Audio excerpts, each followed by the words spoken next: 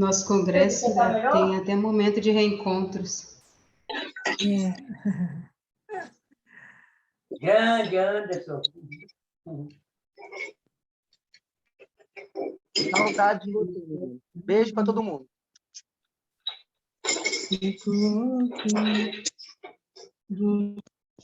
Oi, Sara. Tenho que me ver no escuro. Tenho que... Não tô te ouvindo não, Sara. Acho que é Sancler cantando aí, hein, gente? Eu tirei o som. É Vinícius, eu não estou te vendo. Eu tô no celular hoje. A sua janela.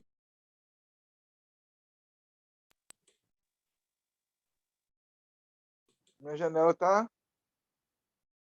Agora vi. Vi sua janela, mas está sem imagem, né?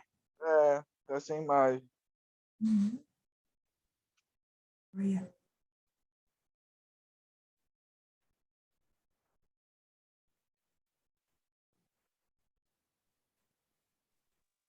Boa noite, professora Sara.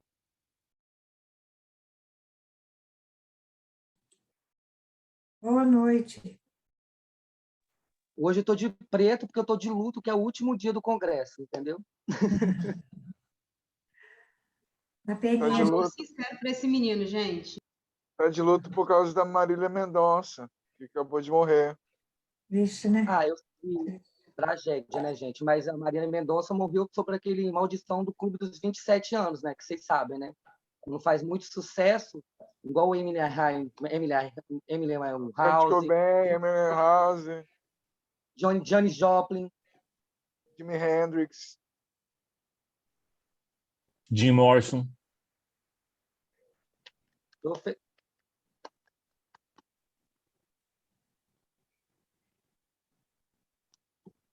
Professor Felipe Caselli. Estou aqui. Boa noite. Boa noite. Boa noite, professor. Boa noite, boa noite. A Marília Mendonça morreu com 26, né? Nem no Clube dos 27 ela não entrou. Mas estava quase no pezinho. Não pode passar dos 27.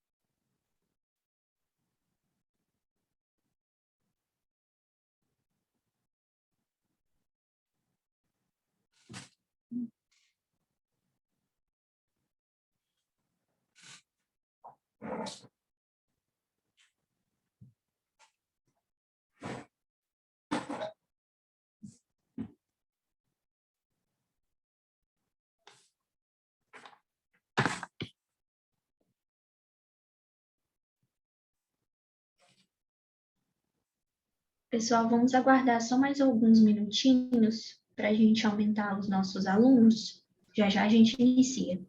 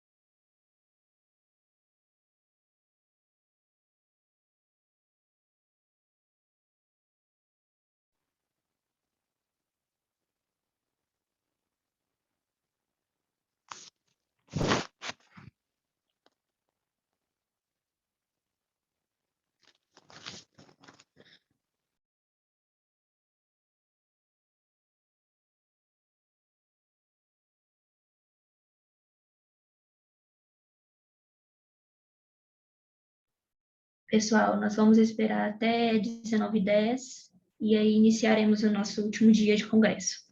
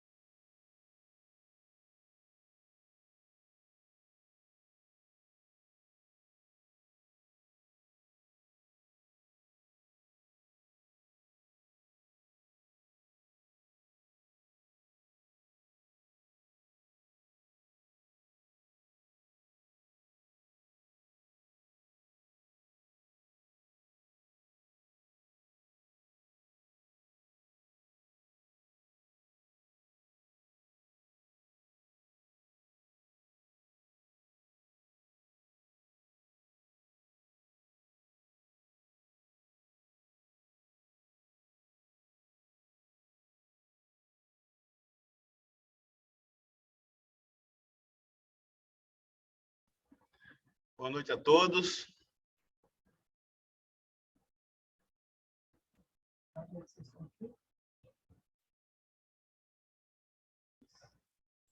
Boa noite, boa noite.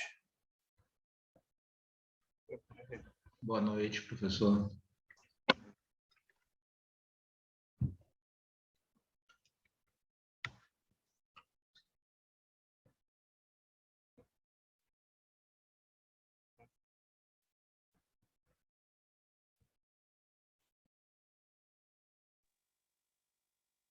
Boa noite, professor Juraci, boa noite a todos os colegas, aos alunos, que tenhamos todos uma excelente noite de congresso para fechar com chave de ouro essa brilhante realização, né?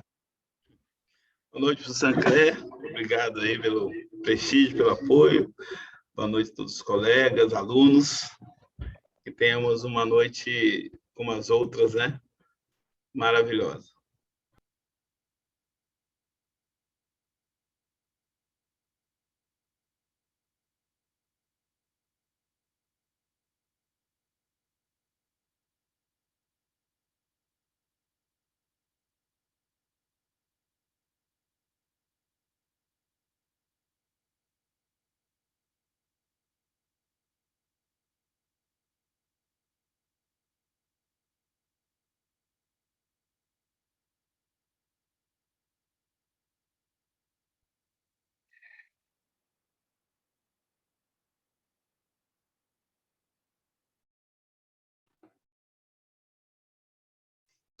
Pessoal, boa noite para vocês todos, todas, nossos alunos, nossos professores, né?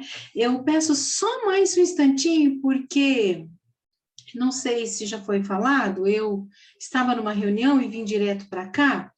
Na verdade, assim, houve uma alteração na programação por conta de um compromisso do nosso palestrante. Então, as apresentações serão primeiro, né? A gente vai inverter um pouquinho aí a nossa dinâmica. E nós temos dois acadêmicos que estão chegando, tá? Só mais um minutinho. Né, Marcelinha tá tomando conta desse tempo aí, né? Já já a gente começa, tá bom? Obrigada, viu?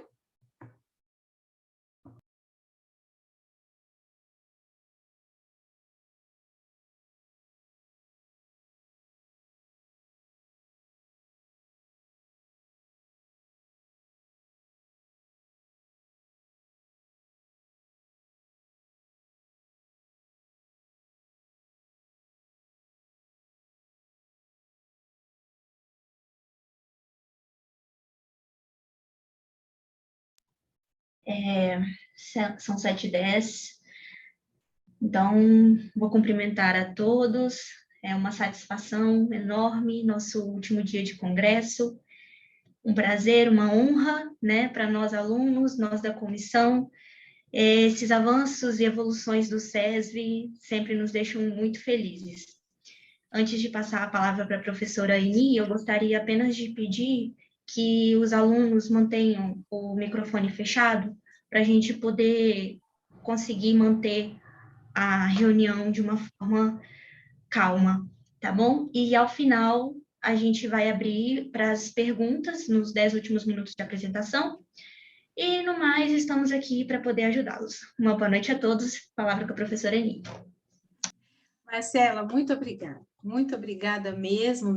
Então, agora sim, oficialmente, a gente abre o evento novamente e, claro, né, com, assim, um agradecimento especialíssimo aos nossos professores. Eu vejo aqui na minha tela o professor Felipe Caselli, professor Sancler, professor José Maria, professor Juraci.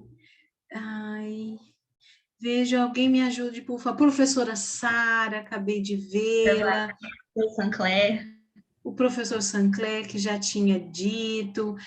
Se tiver mais alguém vê, por favor, me fale. Muito. O professor Husley, muito obrigada também. Professora Vanessa, enfim, né, professoras que, enfim, todos os nossos, o corpo docente que esteja aqui, que porventura, me perdoe, não estou vendo aqui nessa minha tela. Muito obrigada por estarem aqui, obrigada pelo apoio, obrigada por acompanhar. Assim, de novo, claro, sempre, vocês, alunos queridos, obrigada pelo apoio, pelo carinho, obrigada por estarem os 3 dias, manhã e noite. Não é fácil estar aqui por trás, mas eu sei que aí também, assim, precisa de um desprendimento, precisa de vontade para acompanhar durante todo o tempo. Então, parabéns a vocês. Eu sei que assim, hoje de manhã nós já tivemos um momento muito emocionante, foi, assim, né, bastante difícil até, para mim em especial. Eu peço desculpas por não ter conseguido falar, mas, e agora à tarde, infelizmente, a gente tem essa notícia tão triste, tão triste, tão triste. Eu falava agora, nesse momento, com meu marido, que é muito difícil aceitar a morte de uma pessoa tão jovem, tão saudável, tão inteligente, tão assim, com tantos anos, com tantas décadas, a gente imagina que tenha de produtividade, de alegrias pela frente e de contornar os dissabores que a vida nos traz, mas, assim, é muito triste, gente, é muito, muito, muito triste. Eu que caminho para a velhice, todo mundo sabe que estou com 56 anos, caminhando para os 57, então, assim, uma menina, né, tem menos idade que o meu filho mais velho, é muito triste realmente, mas o nosso congresso está aqui, a nossa atividade está aqui, e, assim, um mínimo depoimento pessoal, esse ano, esse semestre, basicamente, né, não é nem o ano, mas esse semestre, ele, infelizmente, me demonstrou que, por mais adversidades que nós tenhamos, a gente precisa respirar e continuar. Então, infelizmente, a nossa dor é imensa, não tem como dizer. Não tem palavras para expressar, como não tenho palavras para expressar minha gratidão a vocês também. E, apesar da dor, a gente tem que continuar. Dor por nós mesmos, dor pela família da Marília, pelo filhinho, criancinho, bebê de 1 aninho que fica sem a mãe, dor por todas as contingências que temos vivido durante esse 1 ano e meio, quase 2 anos, mas a gente tem que continuar. E vamos continuar e fechar com chave de ouro, porque até agora o nosso congresso ele só rendeu aprendizado, alegrias, coisas boas, momentos especiais. Então, a gente vai coroar esse nosso congresso justamente com a alegria, com o aprendizado que ele merece, que vocês merecem. E, dito isso, eu passo a palavra, então, ao professor Felipe, que vai conduzir as apresentações, e deixo mais uma vez o meu muito obrigado e o meu coração para você, tá? Um beijo gigante. Professor Felipe, a palavra é sua. Obrigado, professora Eni. realmente devemos continuar, né? Apesar dos momentos de tristeza, foram tantos nos últimos 2 anos, né? Não dá para começar sem falar disso, mas a gente continua seguindo a vida precisa continuar, né? Então, primeiramente, muito boa noite a todas e a todos presentes. Uma satisfação muito grande estar aqui mais uma vez para apresentar os nossos participantes desse congresso. Como a professora Eni informou, houve aí uma pequena inversão na ordem dos acontecimentos aqui no nosso congresso. E agora, pelo que me consta, é a apresentação, então, do professor Elson. Alguém me corrija se eu estiver errado. É isso mesmo? O professor Elson está presente? Está sim. É que eu não estou vendo ele aqui na minha tela. Na hora que ele começar a falar, aí a Gemelin se destaca. Tá certo. Bom, professor Elson, professor aí da casa, infelizmente, por conta também de tudo isso que aconteceu, né, que nos tomou de arrobo aí, não tive a oportunidade de estreitar laços, né, professor Elson? Mas fazemos votos aí para que em breve nós tenhamos essa oportunidade. Professor Elson, professor do curso de Letras, vai apresentar para a gente hoje uma explicação acerca da distinção entre as orações coordenada explicativa e subordinada causal. É isso mesmo, professor Elson? É exatamente isso, Felipe. Então, professor, muito com boa a palavra ao senhor, muito boa noite. Eu o senhor que tem 10 agradeço. minutos para falar e... Rapaz, 10 minutos! Infelizmente, é o que dá, professor. Não, sem problema, sem problema. Então, a gente corre aqui, tá? Primeiramente, boa noite a todos, boa noite a querida Sara, que eu estou vendo ali também, Elisa, o pessoal de letras, alguns professores do curso de Direito eu já conheço, porque tive a oportunidade de estar com eles lá no iniciozinho, antes dessa pandemia estourar, tá? O assunto sobre o qual falaremos, aparentemente, é uma coisa tão simples, né? Diferenciação entre coordenação explicativa e subordinação causal. Simples, se tem explicação, né? Se tem um conector explicativo, é uma explicação, se denota uma causa, é causal. Não é bem assim, infelizmente, porque tanto é que, além de confundir a cabeça de estudantes, de professores, os próprios cientistas da língua se debruçam sobre isso o tempo todo e debatem, porque mesmo quando há uma explicação, nesta explicação também há causa. Tá? Infelizmente, é um assunto que, assim, acredito que os acadêmicos de letras assim, terão mais afinidade, mas eu tenho certeza, eu vou procurar ser, apesar de breve, né, o mais didático possível, para que todos consigam pegar um pouquinho do que é isso. A confusão inicial se dá por conta dos conectores serem os mesmos para quando nós expressamos explicação ou causa. Então, em sua maioria, que, porquê, e por aí afora. Tanto para causa quanto para explicação. Então, a partir daí, né, por exemplo, vamos à seguinte oração.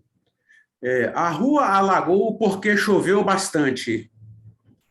Parece que a causa da rua ter alagado é o fato de ter chovido bastante. É uma causa. Mas, ainda assim, é uma explicação. Ele está explicando que ela alagou porque choveu bastante. Por quê? Por causa... Isso dá um nó na cabeça de quem faz essa análise. Felipe, eu vou ter como compartilhar alguns quadrinhos. acredito que é possível atribuir ao professor a capacidade de compartilhar a tela aí.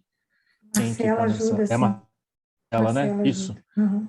Vê aí, professor. Acho que já dá para... Já está autorizado. Já está autorizado. Pode Deixa compartilhar. ver aqui, então.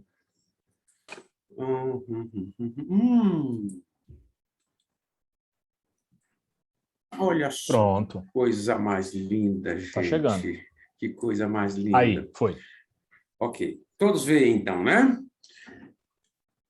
A questão primordial a ser resolvida, diz aqui, é a distinção entre coordenação explicativa e subordinação causal, é identificar se há coordenação ou subordinação. Bom, aqui, então, nós já temos um norte. Já que é tão difícil assim de fazer essa distinção, temos um norte aqui já de cara, né? A questão primordial a ser resolvida para que nós possamos fazer essa distinção é saber identificar se esse período, né, ele tem coordenação ou explicação, uma vez que há critérios que permitem, né, que nós verifiquemos essa explicação ou casualidade.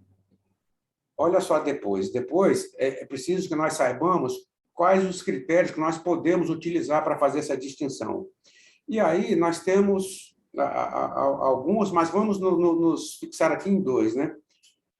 A questão, então, ela não se encerra em eu saber se trata de uma coordenada ou subordinada, de oração coordenada ou oração subordinada, e aí eu preciso saber se os critérios que eu uso serão sintáticos ou semânticos, né? Se eu vou pelo sentido, se eu vou pela função que cada uma tem dentro dessa oração. Eita ferro, não é? Aí os camaradas vão à loucura. Bom, como é que eu vou saber, primeira coisa, como é que eu vou saber quando eu tenho aqui causa ou explicação? Não é? Então, a primeira coisa já a gente matando aqui essa questão, analisarmos o período e ver se essas orações, se uma exerce função sintática sobre a outra. Né? Se uma oração ela trabalha como sujeito, a segunda oração trabalha como sujeito da primeira, como objeto, né? Se ela vai ser subjetiva, objetiva, e por aí afora, ela é substantiva, mas pode ser causa. Então, se ela tem uma dessas funções, ela é subordinada. Sendo subordinada, aí eu já sei que fugiu ali da explicação, não tem explicação ali.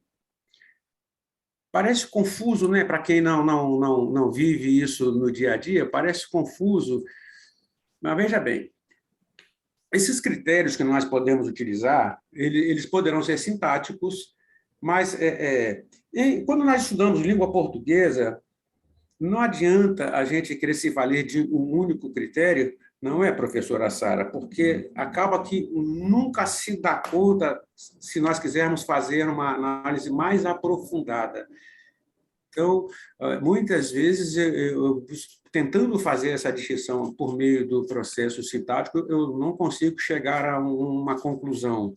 E aí é preciso que eu parta também para uma análise semântica daquilo ali, né, de sentido realmente, para ver se, de fato, eu consigo matar a charada. Então, a gente sabe que os dois critérios, né, eles podem ser usados com êxito, porque eles não se opõem ao fato linguístico. Quando eu estou falando de sintaxe, né, de processo sintático, falo das funções, né, que esses termos exercem dentro de uma oração, e quando eu falo de processo, quando eu falo do semântico, né, então ele não se opõe, eles não se chocam. É outra coisa, né, a parte de sentido mesmo, fora da função sintática. Então, preciso que eu saiba quando utilizar um ou outro, às vezes ambos até. Então, alguns estudos, alguns critérios de análise, né, e algumas posições que já foram assumidas podem nos clarear, né, sobre essas posições. Olha só, Celso Cunha e o Lindley, ele nos dá alguns critérios, né, para que nós possamos fazer essa distinção. critério 1, devo ter pulado aqui, tá. Autonomia e independência dos termos. Cada termo coordenado tem o seu sentido próprio. Então, ele já me disse aqui, já de cara, o Celso Cunha, que quando eu tenho um período composto, se eu analisar cada oração desse período separadamente e eu concluir, ou perceber, né, que cada uma delas funciona independente da outra, uma não depende da outra para nada, logo não haverá função sintática de uma exercida sobre a outra, elas são independentes, portanto, eu estou diante de um período coordenado. Se há coordenação, então, opa, matei a charada, é explicativa. Coordenação explicativa e PT, saudações. O problema é que, olha só, fui à praia, pois o shopping estava lotado. Ok, não. Fui à praia. É uma oração que me dá aí tudo que necessita, está na ordem canônica, sujeito e o predicado, logo em seguida, a gente sabe qual é o sujeito aí, por causa, né, da ação verbal expressa, tudo bem. Isolo-se conector, eu tenho aqui uma outra oração, o shopping estava lotado. Ela sozinha também já me diz tudo. Então, uma não depende da outra. O shopping estava lotado, não exerce nenhuma função sobre foi à praia e vice-versa. Ok, então esse pois aqui, que é semelhante a porquê, ele explica. Agora, quando você analisa, Felipe, olha a causa da dúvida de muita gente. Mas por que eu não fui? Qual foi a causa de eu não ter ido, então, à praia e não ao shopping? Né? A causa é que ele estava lotado, então por isso é que eu fui à praia. Está vendo a confusão que dá? Então, há a explicação e a causa ao mesmo tempo. Por isso é que o critério aí, segundo o Cunha e o Lindley, é que elas são coordenadas. Partimos para uma coordenada, então é a explicação para a gente não ficar quebrando a cabeça. Há mais critérios, segundo ele ainda. Dependência. Aí, essa daqui, as orações subordinadas dependem, né? A gente lá no comecinho eu falei sobre isso. Quando ela é subordinada, lógico, se há subordinação é porque uma depende da outra. Então, por ter adoecido, não fui trabalhar. Eu tenho aqui a primeira e a segunda separadas por uma vírgula, né? Qualquer uma das duas aqui que eu isolar, sozinhas, elas não funcionam. Por ter adoecido, não foi. Se eu pegar só uma, não foi trabalhar, eu não sei o que estou dizendo, quem foi, ou por que não foi, não sei. Se eu pegar só a primeira, por ter adoecido também, sozinha, ela não tem vida própria. Aqui, então, estamos diante, claramente, de um período subordinado. Gente, eu estou falando muito depressa, mas é porque o Felipe me deu um susto aí logo no começo. Então, eu fiz aqui tanta coisa aqui achei que eu fosse falar devagar. Quando eu vi ali, Felipe, de 21 até 22, eu falei, opa, é comigo. Mas não tem problema, não. Vamos lá. Então, olha, os termos não exercem nenhuma função sintática na oração. Sentir frio, conector, e estava agasalhado. Senti frio porque estava agasalhado. Se em cima eu tenho causa, porque elas não funcionam separadamente, causa, eu tenho exato, e tenho a subordinação, tá vendo? Eu tenho a subordinação em cima, já aqui embaixo, eu não tenho mais essa subordinação. Olha, não exercem nenhuma função sintática na outra oração, são independentes. Se são independentes, então esse porquê aqui está me dando a explicação do porquê do frio. Eu prometo para os meninos de letras portuguesas que eu falo para eles isso aqui com toda a calma do mundo depois, porque devido à correria, talvez até eles mesmos estejam um pouquinho perdidos, tentando me entender. Então, nessa 3 aqui, claramente aqui uma subordinação. Se eu separar aqui essas duas orações aqui, sentir frio, porque estava desagasalhado, esse estava desagasalhado aqui, eles não exercem. Aqui eu tenho duas orações que não precisam de uma da outra se completar. eu tenho a explicação. Por que é explicativo. Agora, olha só de novo. Subordinada exercem funções sintáticas. Então, a rua alagou porque choveu muito. A rua alagou. Aqui, eu tenho uma função aqui. Eu tenho uma função sintática aqui. Então, eu tenho aqui, de novo, subordinação. Choveu muito, não, sozinho não funciona. A rua alagou, até que sim, mas ela aqui só vai ser mesmo a oração principal e a outra, sim, vai ter função sintática. Então, nós podemos, sim... Oi, querido. Só para te alertar para o senhor já ir conduzindo para a conclusão, tá? O tempo já tá encerrando. Já. Eu sei que realmente eu estou vendo aqui que está no slide 5 de 30, mas infelizmente... Então, vamos lá, Felipe. Então, a questão é a seguinte. A confusão é generalizada, como já disse, entre não só estudantes e professores, mas como estudiosos da língua também.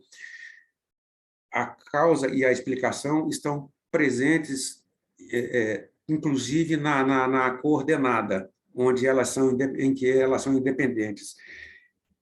Então, o que fica convencionado para que nós saibamos como classificar coordenação explicativa e subordinação causal é essa. É independente? É oração coordenada? Então, não tem jeito, vai ser explicação, coordenação explicativa e pronto. Se uma depende da outra, aí, neste caso aqui, vai ser... Poderão ser outras, mas como nós estamos falando aqui de causa e explicação, então, se ela não é coordenada aqui nos exemplos que nós demonstramos, ela só poderá ser causa. Se não é explicação, é causa, porque a dependência entre ambas, a dependência, uma até pode funcionar sozinha, mas outra não. Havendo essa dependência, vai ser causa, não tem para onde correr. Não havendo dependência, ou seja, uma trabalha independente da outra, sem problema nenhum, aí vai ser explicação. Infelizmente, é um assunto que eu gostaria de discorrer com calma, né? Falando mais pausadamente para que facilitasse a compreensão de todos. É um assunto fascinante, ele é um pouco complicado, é preciso, inclusive, eu gostaria de escrever no próprio slide, exemplificando, mas como a gente sabe que o evento é curto para tanta coisa, infelizmente, a gente, então, vai ter que se ater ao que foi posto até agora, Felipe, e eu agradeço, né, peço desculpas pela fala corrida, acelerada, inclusive eu tentei acelerar até para ver se eu colocaria aqui mais alguns exemplos, mas a questão, então, é essa. A dependência, nesses dois casos específicos, porque há outros, né? Havendo dependência aqui, então, nós teremos a subordinação causal.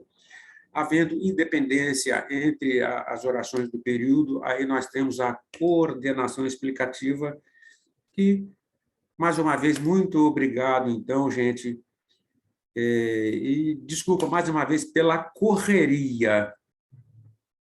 Ok, Felipe? A palavra é sua, querido. Muito obrigado, mais uma vez, a todos. Ok, professor, a gente que agradece pela aula. É, de fato, um tema que parece ser um tantinho complexo, bem, né? Mas acho que deu para dar uma situada. Como é que faz agora para voltar aqui no...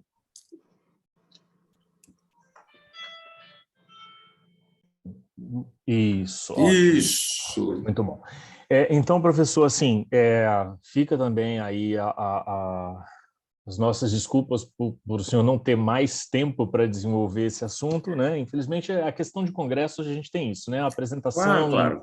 Em grupo de trabalho, o tempo é realmente meio limitado mesmo. Mas muito obrigado pela aula. E agora a gente, então, vai proceder para esse momento das perguntas e intervenções, como é natural no grupo de trabalho de um congresso. Os professores que levantaram a mão foram o professor José Maria e a professora Sara. Eu não sei quem foi primeiro, eu vou seguir a ordem cavalheiresca de passar primeiro a palavra às damas. Por favor. E vou então passar a palavra para a professora Sara, para que ela faça suas considerações. Professora Sara, a palavra está com a senhora. Muito obrigada. É muito rapidinho que eu vou falar. Agradecer ao professor Elson. Eu achei a explicação muito boa, tá? Devido ao tempo, você não pôde aprofundar, né? É verdade. Nas nuances aí, mas, de qualquer maneira, já iluminou um pouquinho o caminho, né? E te dizer que ontem eu tive que falar de Hamlet, Shakespeare, em 10 minutos também. Coisa linda. Tá?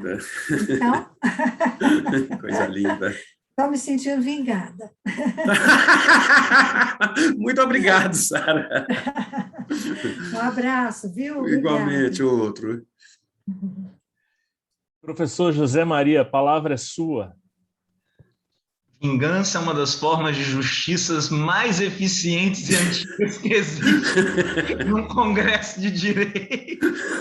A vingança não se confunde, mas tem o seu papel. Certamente.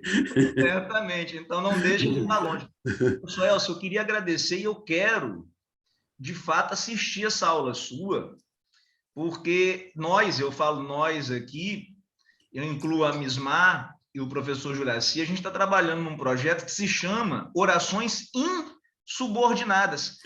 Seu tema, que trata das explicativas e causais, eu até comentei com a Mismar no chat, caiu como uma luva para mim. Totalmente pertinente, não é, professor? Exatamente. Por quê? Essa é a hora que eu falo que eu roubei o trabalho dele, entendeu? Foi, porque... Sem problema. Eu comentava exatamente isso com ela. E pouco antes, para me preparar para a Amanda, né?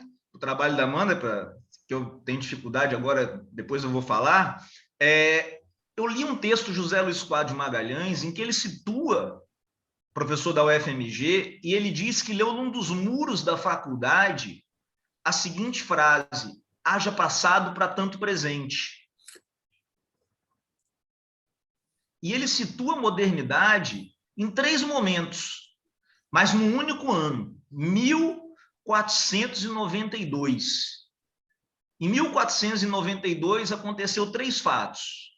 O primeiro deles, a tomada de Granada, a uniformização das pessoas na Península Ibérica, a expulsão dos mais diferentes.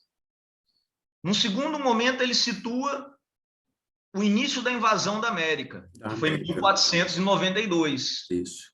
E, por fim, a primeira gramática do castelhano. E aí, quando o senhor traz isso para mim, me veio como uma inspiração e uma confirmação, porque, peraí, causal e explicativa está no nosso DNA social e na nossa memória. O tempo inteiro, não é? O tempo inteiro. Porque nós, na condição de colonizados no Brasil, e somos colonizados, e isso não define, estamos o tempo todo entre uma causa, pela nossa condição, somos assim por causa da colonização, e uma explicação em si. E isso não se desfaz na nossa oração no sentido mais religioso do termo. Exato. No sentido mais religioso deles, a gente não consegue separar as explicações e as causas da nossa própria identidade. Então, eu queria, de fato, agradecer mesmo. Eu comentei com a Mismar, agradecer, parabenizar e dizer que se a professora Sara está vingado, eu estou regurgitando, eu estou me regozijando na vingança dela, porque me trouxe um sentido de justiça. Obrigado. Tá vendo, Sara? Nem tudo está perdido, tá vendo? Olha. Professor, esse material ele está disponível e precisando que a gente se encontre, que a gente fale sobre isso, eu sou sempre disponível, tá? A gente trata desse assunto com o maior prazer. Ok? Muito obrigado. Professor Sancler, excelente.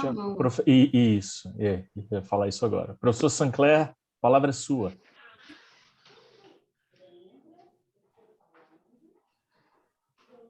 Boa noite a todos. Parabéns, professor Elcio, por essa brilhante Obrigado, professor.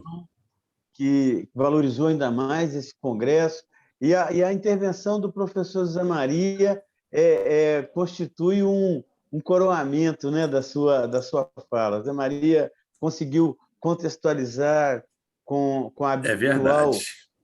o habitual brilhantismo, né? Mas, professor, eu fiquei muito, muito feliz de ver a sua disposição, a sua contribuição e trazendo para nós um tema tão rico. A gente sabe do esforço que o corpo docente do curso de Letras, coordenado, capitaneado aí pela nossa querida doutora Sara, tem feito no sentido de que o curso se consolide e o prestígio que a administração superior do SESB tem emprestado ao curso de Letras. E a gente, quando tem essa oportunidade nesse congresso de nos abraçar, direito e letras, né, a gente vê o quanto somos realmente irmãos no trabalho árduo com a língua portuguesa, né? O nosso patrono, eu diria até o nosso patrono comum, nosso queridíssimo Rui Barbosa, né? que nos apresentou a língua portuguesa como uma ferramenta fundamental ao operador do direito. E hoje o senhor demonstra isso, né? Nossa última flor do Látio, né? Inculta e bela, que nos maltrata, mas nós somos apaixonados por ela. Exatamente, né? Essa flor selvagem, não é? E ao mesmo tempo tão cativante que é a língua portuguesa. E para o operador do direito conhecer a língua, dominar o idioma, dominar, né, o vernáculo, é uma ferramenta fundamental. É fundamental. E aí o senhor deu o exemplo, né, exatamente com esses dois processos linguísticos aí da subordinação e demonstrando e da explicação, né? E nós que temos o dever de convencer, né? O nosso trabalho é usar a língua para explicar, usar a língua para explicar as causas, os eventos causais e convencer aqueles que devem decidir quanto à causa. Então, a argumentação o tempo inteiro, não é, professor? O tempo todo. A argumentação. Quem não conhece a ferramenta, né? Quem não conhece, a gente viu agora aí o professor Zé Maria utilizando-se belíssimamente maravilhoso.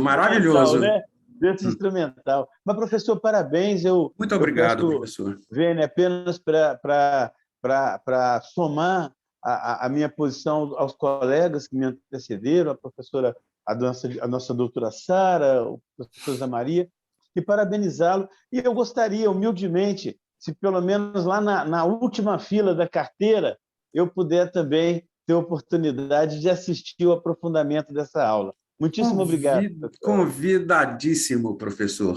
Com o máximo prazer. Muito obrigado. Muito obrigado, professor Caselli. Estamos aí.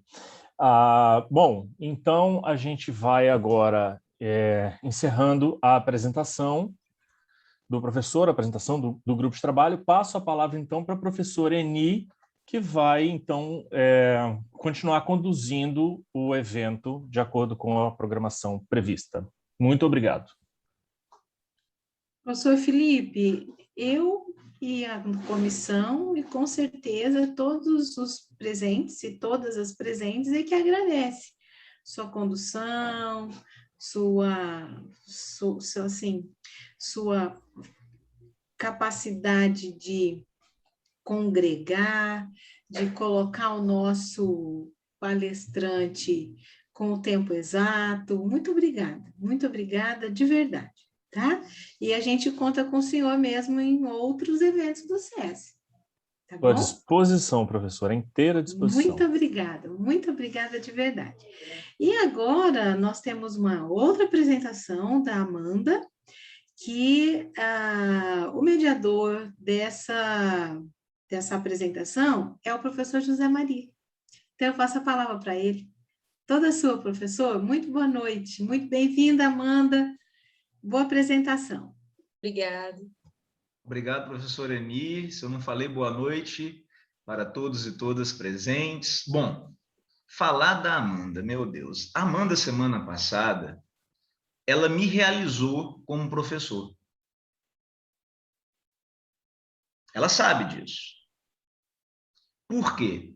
ela me deu aula na minha turma de psicologia jurídica sobre epigenética. E o auge de um professor é sentar para assistir a aula de um ex-aluno.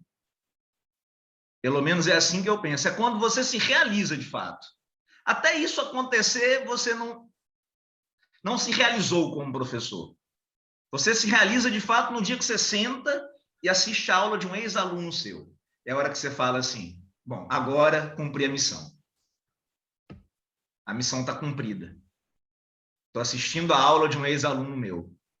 E a Amanda me trouxe essa emoção semana passada. Então, eu não quero me referir a ela como uma aluna do 10º período.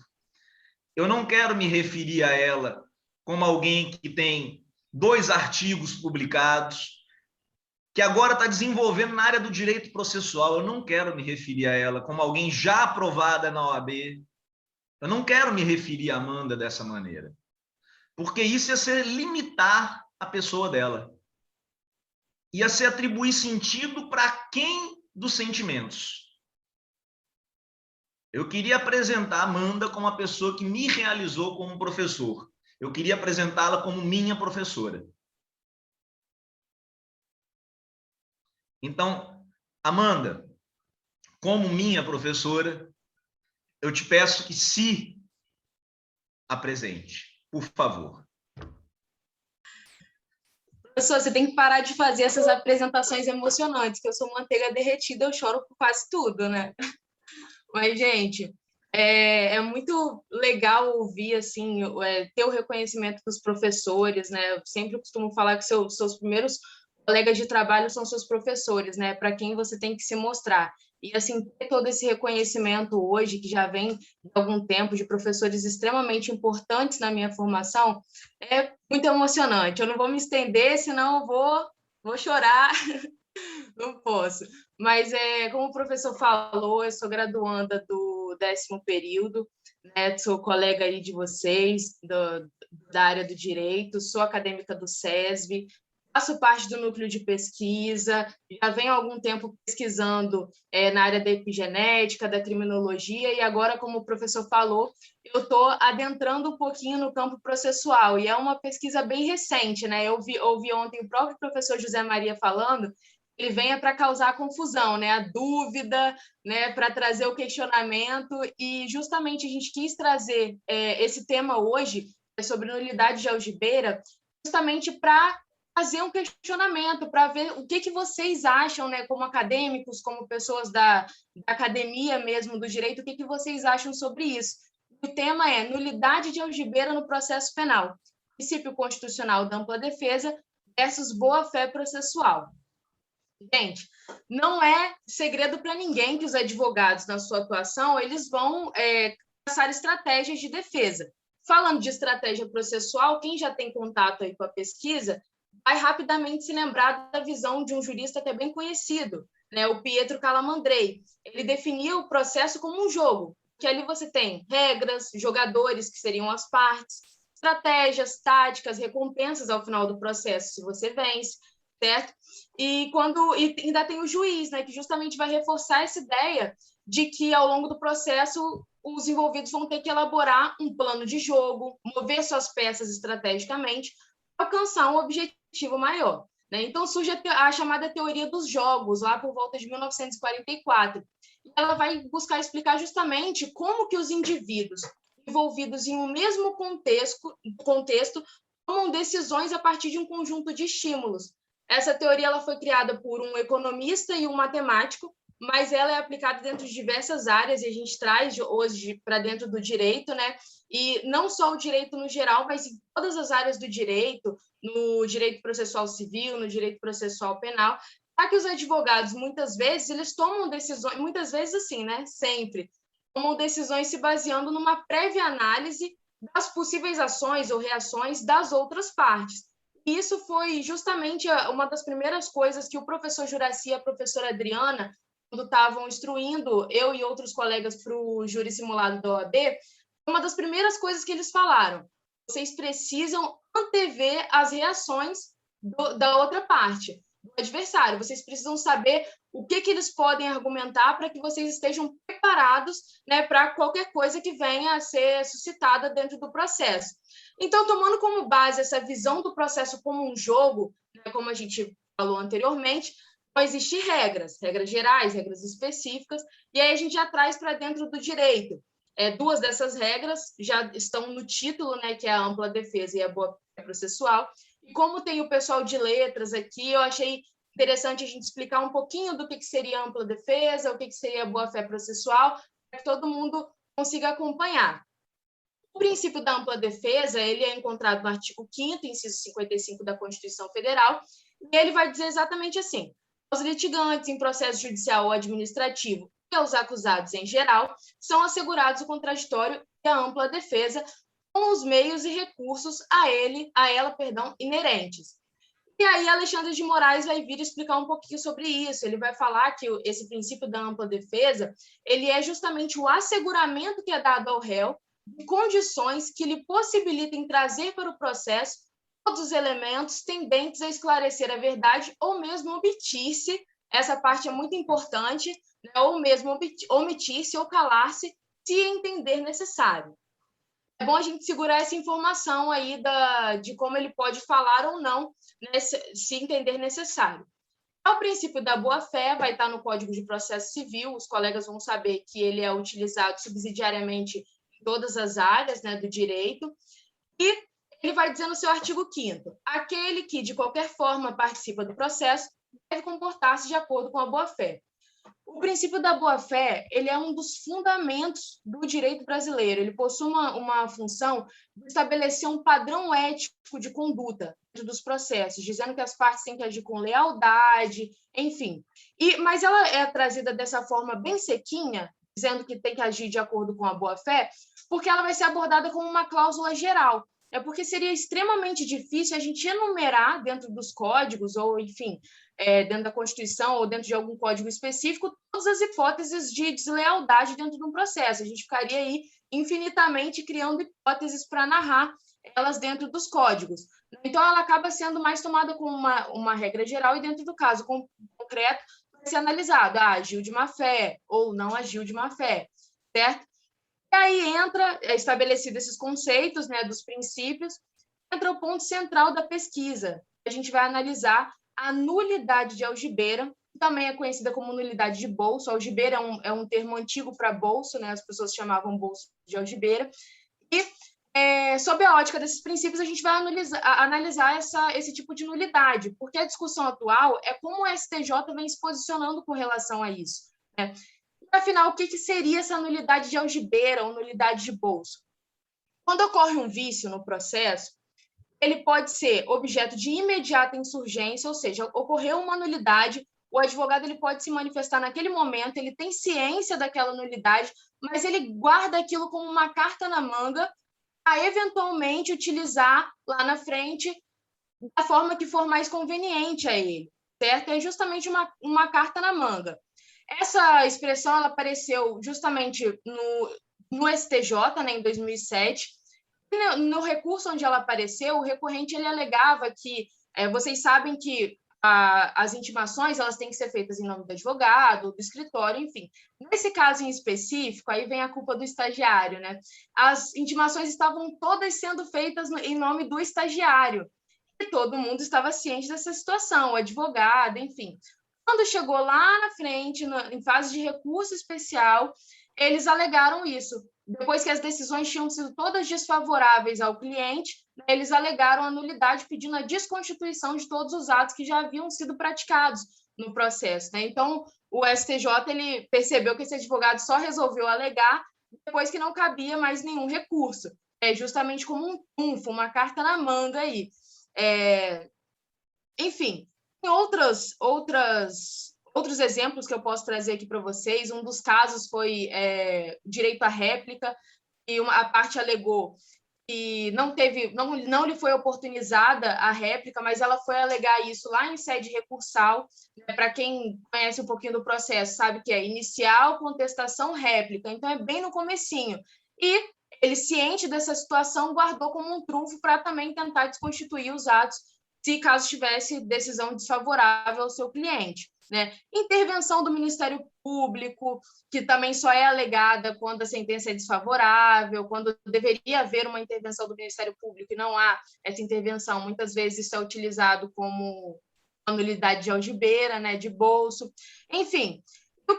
Basicamente, a nulidade de algibeira é isso, uma carta na manga utilizada como estratégia processual. Por isso que eu achei interessante trazer a questão da teoria dos jogos, né, de dizer que o processo ele é visto por alguns doutrinadores como um jogo processual, onde você vai movendo as suas peças de acordo com a conveniência, de acordo com a sua estratégia. E o que se discute hoje é justamente a possibilidade da utilização dessa nulidade de algibeira no processo penal. De antemão, eu já vou adiantar para vocês, né, que o entendimento da STJ é de que a nulidade de algibeira ela não encontra fundamento no ordenamento jurídico do nosso país, né, diante justamente da obrigatoriedade das partes se comportarem de acordo com a boa-fé processual. Então, para o STJ, a utilização da nulidade de algibeira seria uma violação da boa-fé processual.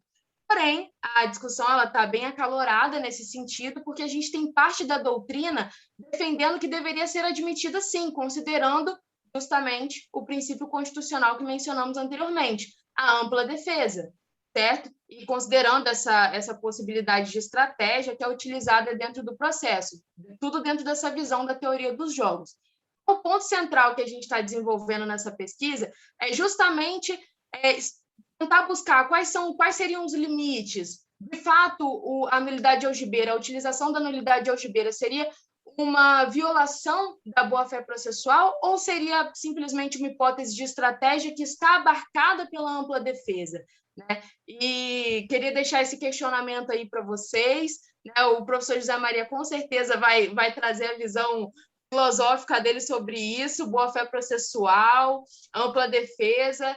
E estou ansiosa para ouvir as contribuições de vocês, porque isso também vai nortear a nossa pesquisa. Como eu disse, nós estamos iniciando a pesquisa nesse campo, então qualquer contribuição é muito válida. Mais uma vez, eu agradeço a todos pela oportunidade, é uma honra muito grande estar aqui presente, apresentar no SESV, que é a minha casa, né? Sou aqui cria do SESV, nascida e criada, desde o comecinho da instituição, tenho muita honra em apresentar para vocês aqui mais essa pesquisa. Está começando, estamos no comecinho dessa pesquisa. Muito obrigada.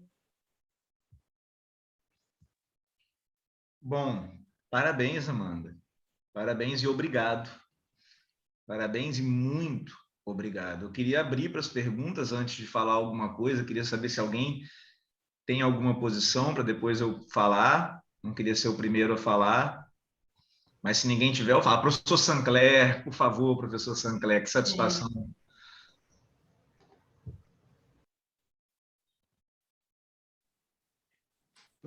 Professor José Maria, boa noite, muito obrigado. Parabéns, Amanda. Eu não vou repetir os elogios que eu faço meus, tanto do professor José Maria, quando eu já ouvi o professor também, professor Juraci, se referindo aí ao crescimento que você tem experimentado na sua vida acadêmica, né?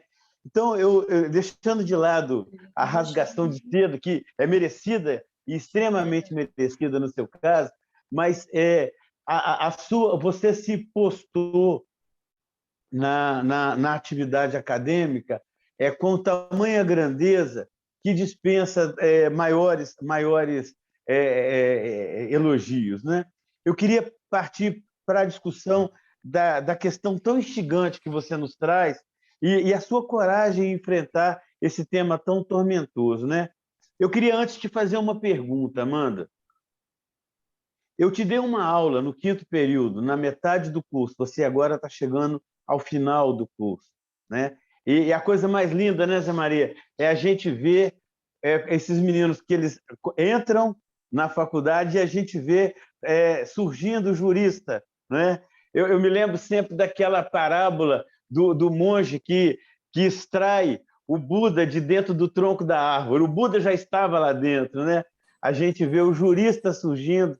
Eu vi a Amanda no 5º período, acompanhei a atividade dela de pesquisa lá no núcleo, sob a coordenação do professor Juraci. Estamos agora nesse longo e doloroso processo de despedida, né, no 10º período. Mas, Amanda, no 5º período, numa das nossas aulas, eu fiz uma pergunta, não sei se você se recorda, a quem pertence a criança? Lembra disso? Vagamente, mestre. Vagamente. Hã? No 5º Eu foi fiz uma direito pergunta constitucional? Isso, aí eu perguntei a quem pertence a criança. E a turma ficou discutindo muito sobre a quem pertencia, se pertencia à família, se pertencia à sociedade e tal. E, na verdade, eu fiz um jogo, né? Porque, na verdade, a criança não pertence a ninguém. A criança é um sujeito de direitos, né? E aí, naquela ocasião, eu alertei a vocês para ter cuidado com as premissas que o seu oponente coloca no debate, no argumento. Lembra disso? Eu coloquei uma premissa falsa. Eu coloquei a premissa de que a criança pertenceria a alguém. Eu queria fazer esse mesmo raciocínio com relação a esse tema belíssimo que você nos traz, né? Me parece que nós estaríamos caindo no mesmo estratagema quando a gente se dispõe a discutir se é cabível ou não, no nosso ordenamento jurídico, a nulidade de algibeira. Porque eu queria, inclusive, propor que antes nós pudéssemos discutir e que você fizesse essa reflexão. O que é a nulidade de algibeira? Existe uma nulidade de algibeira ou nós temos apenas nulidades? Quem forjou essa expressão nulidade de algibeira?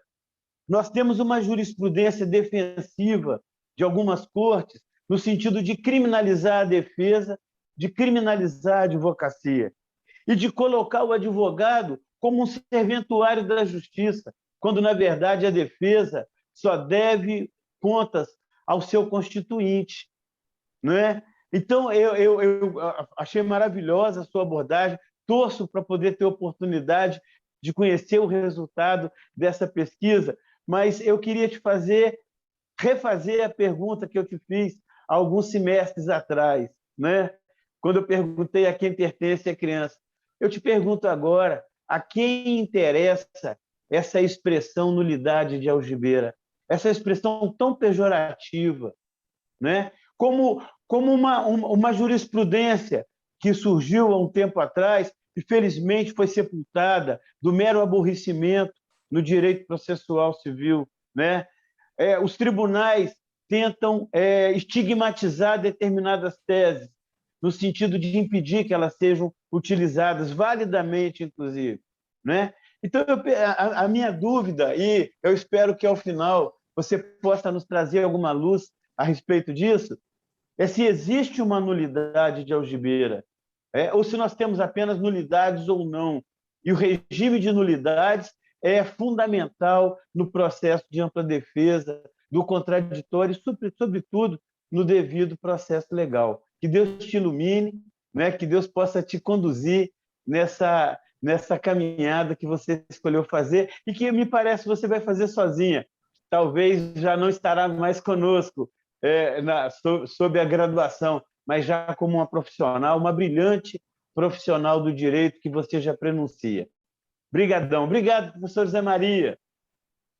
Professor, eu agradeço imensamente a pergunta. Inclusive, alguns dias atrás, quando eu estava discutindo sobre isso, eu levantei a questão da tese que tinha sido vedada de ser utilizada, a legítima defesa da honra, né? E a gente sabe que no Tribunal do Júri a gente tem a plenitude de defesa. Então, como que vem se vedando de ser utilizada uma tese que poderia ser acolhida, né? Às vezes, como indivíduos, a gente entra em contradição, né, se a gente seria a favor ou não, mas o que é o que é. E se existe a plenitude da defesa, existe uma tese que pode ser alegada, pode ser acolhida pelo Conselho de Sentença, não há que se falar em vedar essa utilização dessa tese, né? E a gente traz isso para dentro do... É óbvio que a gente tenta se manter imparcial dentro da pesquisa, né? E se você já sabe o resultado da sua pesquisa antes de você fazê-la, então a sua pesquisa é inútil, né? Então a gente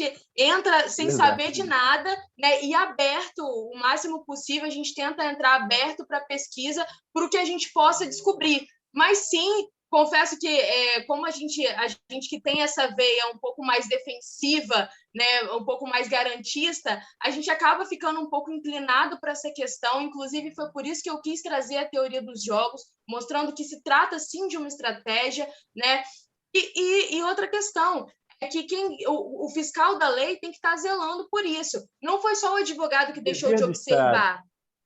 Não foi só o advogado que deixou de observar essa nulidade. Todas as outras partes que estão no processo poderiam suscitar isso, né? Então, assim, a gente traz essa questão. É um tema que foi proposto para a gente ser estudado e que é um tema que me instigou muito e, com certeza, vou anotar suas considerações e elas vão ser levadas em conta. Vou colocar isso no trabalho também, porque eu sei que vai enriquecer muito, né, os argumentos que vão ser trazidos. Mais uma vez, muito obrigada, professor.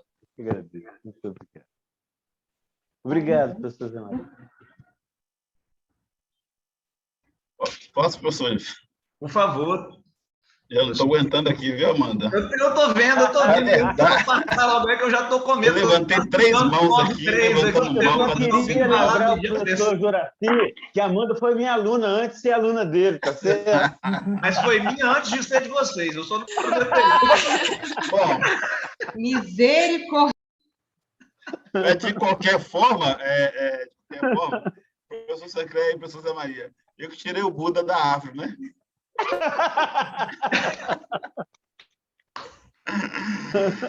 Muito bem, muito bem.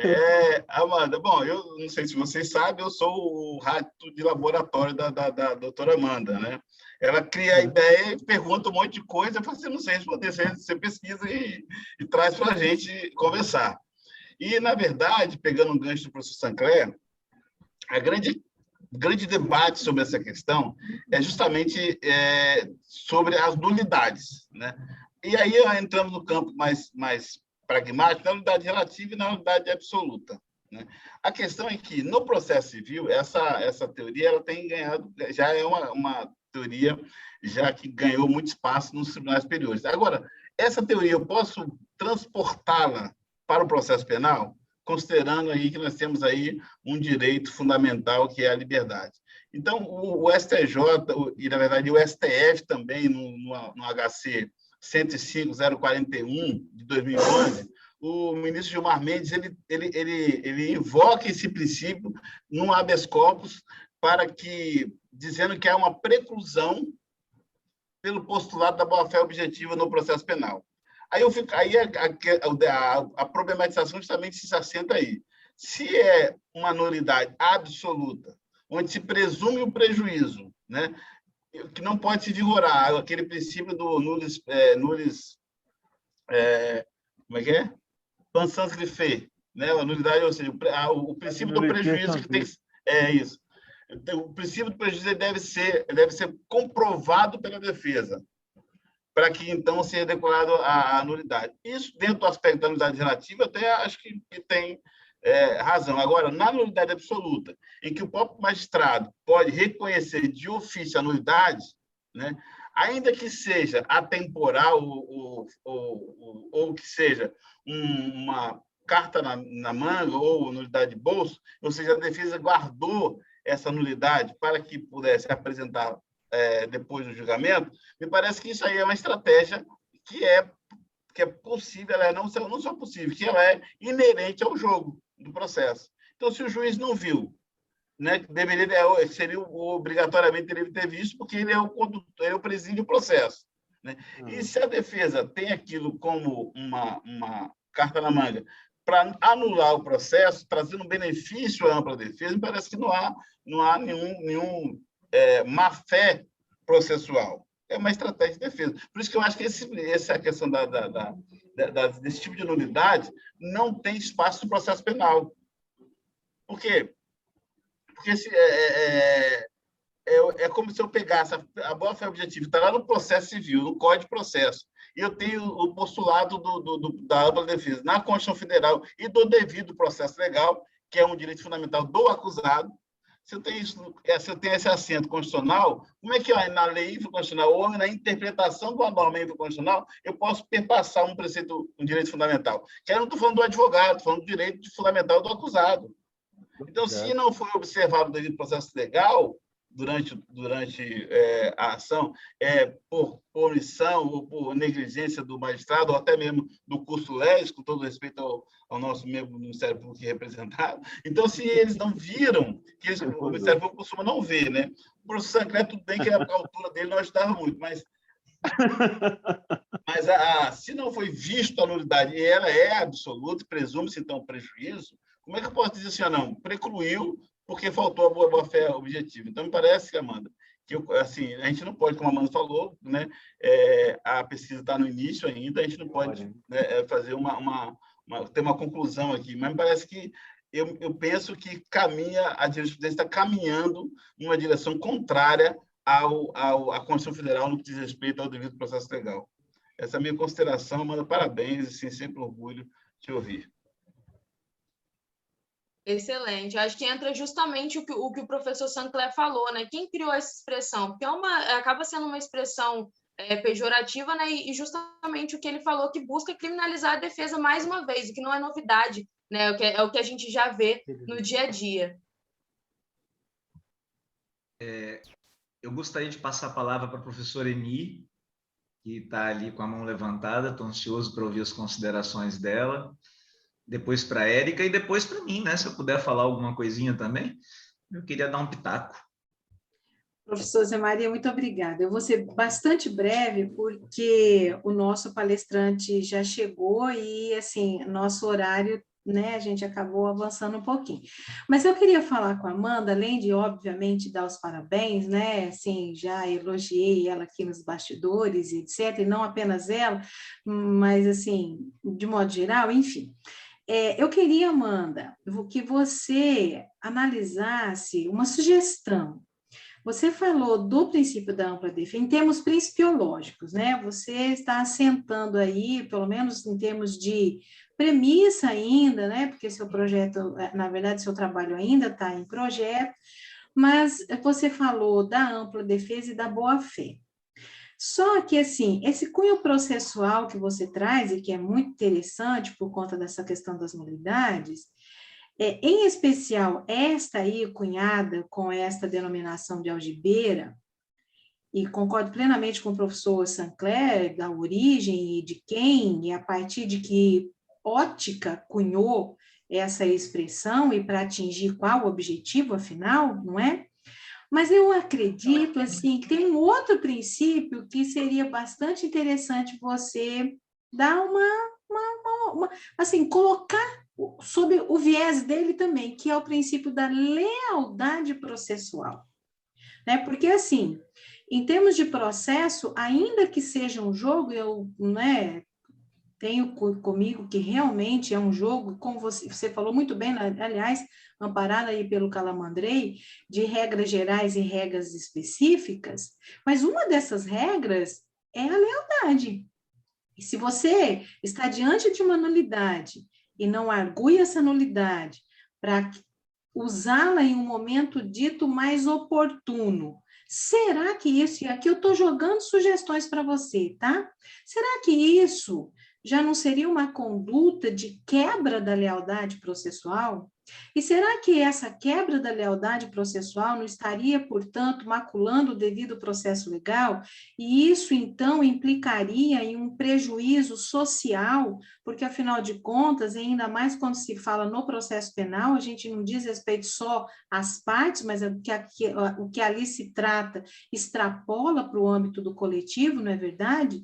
Então, assim, eu fico muito preocupada porque eu vejo, assim, perpassar isso tudo que você expõe, que pretende pesquisar, sob o viés ético também.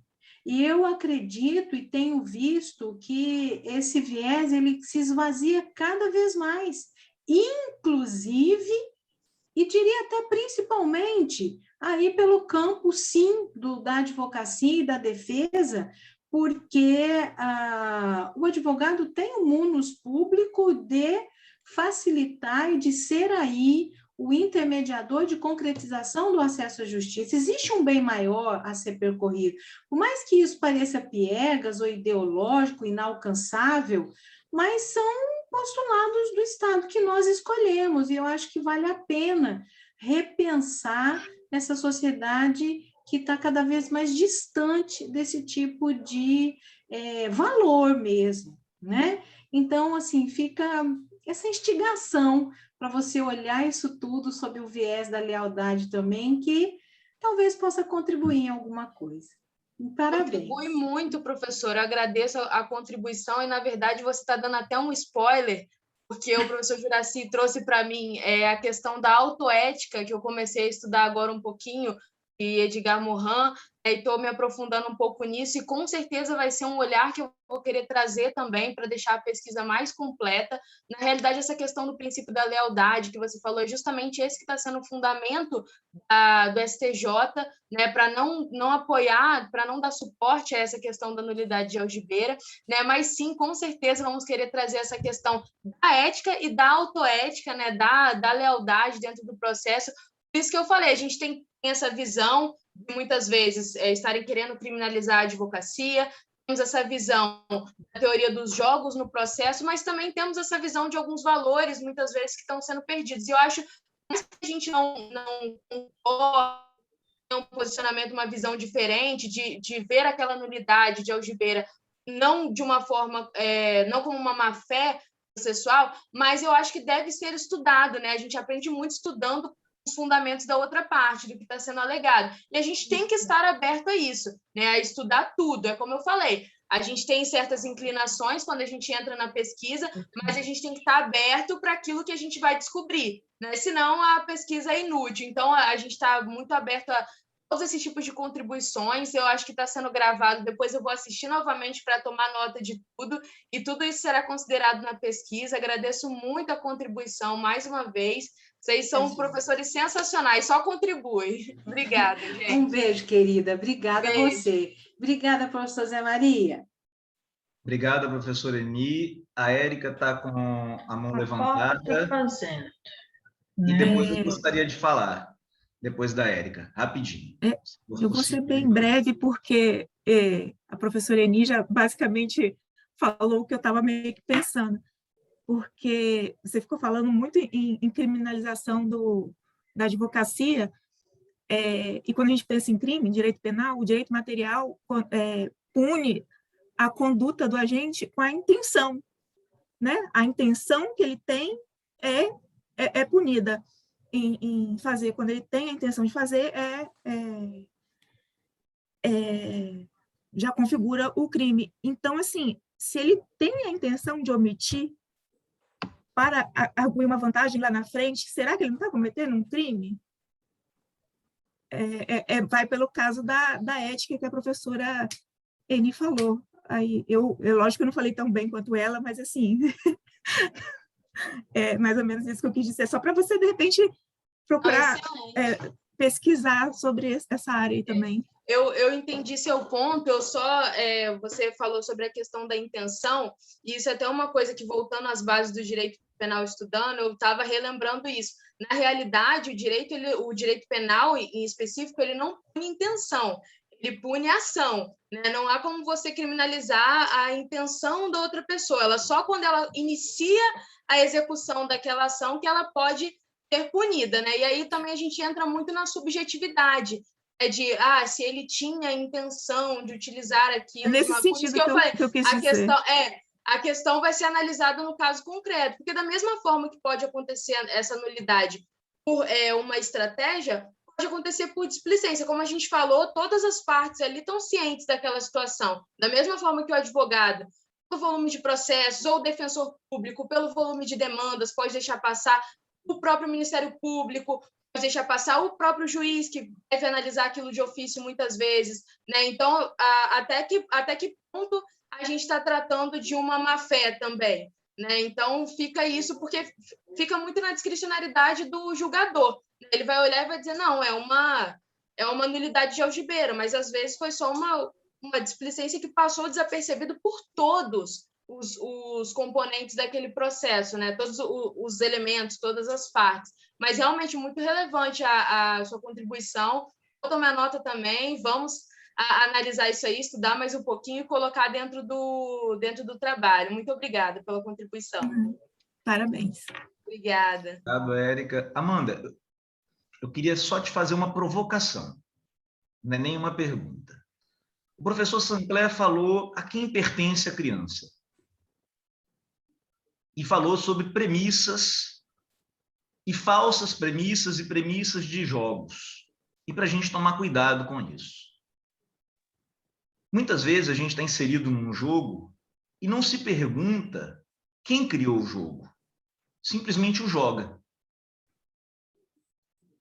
Existe uma frase que diz: Roma locuta, causa finita. Quando Roma fala, a causa se encerra. O professor José Luiz Quadros de Magalhães vai dizer o seguinte: essa é a premissa de todo o nosso judiciário e de toda a nossa guerra. Por isso você fala em ampla defesa. Ela institui o judiciário da beligerância.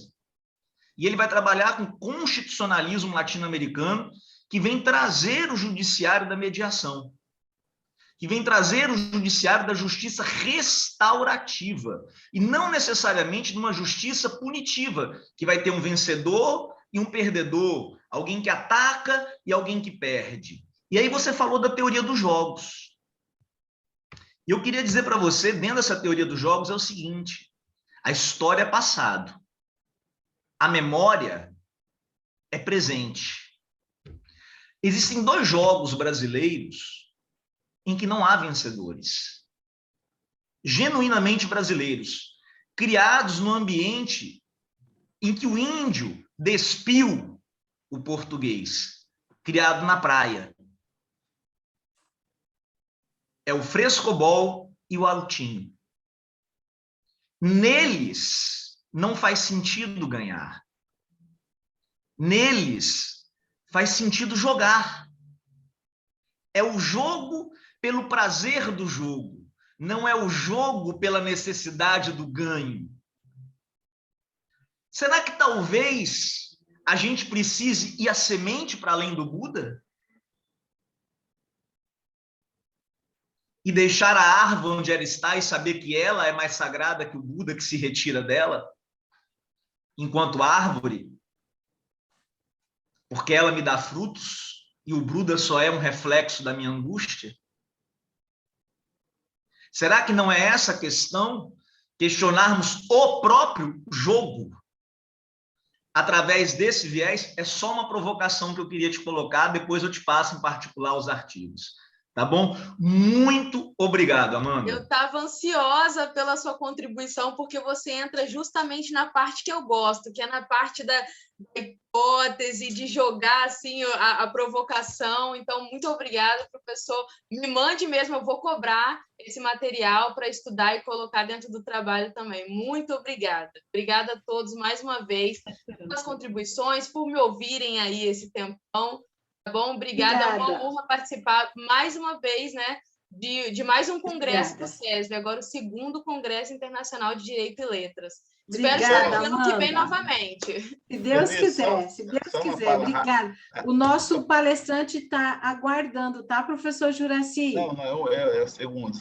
É só para a Maria, né, que nos trouxe uma questão importante no primeiro dia do Congresso, que a boa pesquisa, a pesquisa é quando ela traz uma inquietação. E a Amanda trouxe uma inquietação para todos nós aqui nessa noite, né? Ou seja, ela levou a gente a refletir, trouxe dúvidas, bagunçou nas cabeças, e agora vamos tentar organizar alguma coisa. Parabéns aí, obrigado, professora. Imagina. Professor Huxley, o nosso ilustríssimo palestrante está nos aguardando. Eu aqui, em nome da comissão, peço 1000 desculpas, doutor Rodolfo, não vejo, perdão, por nosso atraso, né? Mas o senhor está agora em boas mãos, que é o do professor Huxley Medeiros, nosso caríssimo, e ele será o mediador da sua palestra. Muito bem-vindo, doutor Rodolfo. Eu não o vejo, gente. Alguém o vê? Agora tá, já apareceu, sim. Sim. Boa noite, doutor Rodolfo. Boa noite. Bem-vindo. Muito obrigada pela presença. Obrigado, eu que agradeço a oportunidade. Mas, imagina. Eu passo a palavra, então, para rapidinho para o professor Rusli, tá bom? Obrigada. Ok? Pois não, eu que agradeço. Obrigado. Boa noite a todos, continuam bem-vindos, né, a esse terceiro dia do nosso congresso. Nós temos a oportunidade de receber esse homem ilustre, né? Dr. Rodolfo, eu já tive a oportunidade de participar de algumas palestras com ele e foi sempre enriquecedor. O Dr. Rodolfo, ele é delegado aqui de polícia do Estado do Espírito Santo, ele é mestre em segurança pública, tem pós-graduação em políticas e gestão em segurança pública, pós-graduação em direito penal e processo penal, pós-graduação em medicina legal e ciência forense, pós-graduação em direito público, é especialista nessa área de docência de ensino policial, atua na academia da Polícia Civil do Estado do nosso Espírito Santo, atua também como palestrante nessa área jurídica, principalmente dentro dessa temática ligado à medicina legal, criminologia, direito penal, legislação penal extravagante, é coautor e revisor e atualizador do livro Manual do Delegado, Teoria e Prática. Então, isso já percebe a grandiosidade, né? Atualmente ele está como presidente da Associação de Delegados de Polícia do Brasil, a ADEPOL do Brasil, até 2024. Então, Dr. Rodolfo Queiroz Laterza, é uma satisfação gigante para nós recebê-lo aqui no SESV, recebê-lo no nosso congresso. Sei que o senhor é muito atarefado, mas o senhor despendeu um pouquinho aí do seu tempo para compartilhar com a gente um pouquinho sobre os aspectos legais sobre a investigação de corrupção, as técnicas e os procedimentos ligados a essa investigação de corrupção. Então, seja muito bem-vindo. O senhor tem um tempo aí para que o senhor possa compartilhar conosco a sua sabedoria, a sua sapiência, que nós sabemos que é gigantesca. Muito boa noite, professor. Seja bem-vindo. Muito obrigado, agradeço a oportunidade, parabéns pelo evento. Muito obrigado aí pela referência, embora sejamos um humilde labutador da vida diária, né, em prol da persecução penal do país. Cumprimento o professor Wesley, a quem convidou, a Universidade SESV, todos os professores, todos os espectadores. É uma honra aqui dirigir-me a todos. O nosso tema, ele versa sobre os aspectos legais e as técnicas e procedimentos das investigações de combate à corrupção. É um tema a qual procurei, né, por força até do exercício da profissão, acabei buscando, né, um certo conhecimento empírico e teórico, ministrei curso em 12 estados para capacitar delegados e policiais com certos referenciais procedimentais, práticos, empíricos e teóricos, e acabamos, né, buscando estudar diversos temas nisso. Inclusive, recentemente, na Câmara dos Deputados, tivemos a oportunidade, pela ADEPOL do Brasil, de trabalhar na Subcomissão de Assuntos Penais, que foi instalada na Comissão de Constituição e Justiça, na qual foram modificados todos os tipos penais que versam sobre os crimes contra a administração pública, os quais possuíam certas lacunas dos elementos objetivos de várias dessas figuras delitivas e problemas de inconsistências já estudadas pela doutrina especializada em relação a verbos reitores do tipo. Então, conseguimos até, através da nossa articulação, buscar um consenso suprapartidário para conseguir aprovar um anteprojeto 5 da Subcomissão de Assuntos Penais, na CCJ, que agora, né, deve ir a plenário, que modifica todos os crimes contra a administração pública, dando maior tecnicalidade e juridicidade, e melhorando também as questões dos problemas da dosimetria de pena, como a desproporção que há entre a conduta típica da concussão em relação à corrupção passiva, o problema da atipicidade já apontada desde a época de 1940 por Nelson Hungria, que criticou, então, o projeto de Código Penal de 1940, do então ministro Francisco Campos, que não incluía como verbos reitores do tipo, na corrupção ativa, o verbo entregar e dar a vantagem indevida, né? E isso gerava uma tipicidade absurda. Também a pena muito baixa do emprego regular de verbas públicas, que é até infração de menor potencial ofensivo, 3 meses a 1 ano, absolutamente incompatível com as necessidades, né, punitivas do Estado, bem como adequações relacionadas ao delito de resistência, quando cometido com violência ou grave ameaça contra o agente no exercício da sua função, problema relacionado também ao peculato-uso, que também era considerado um problema sério de enquadramento típico, tendo em vista que o peculato-uso era considerado, por grande parte da doutrina, César Roberto Bittencourt, Celso Demanto, por parte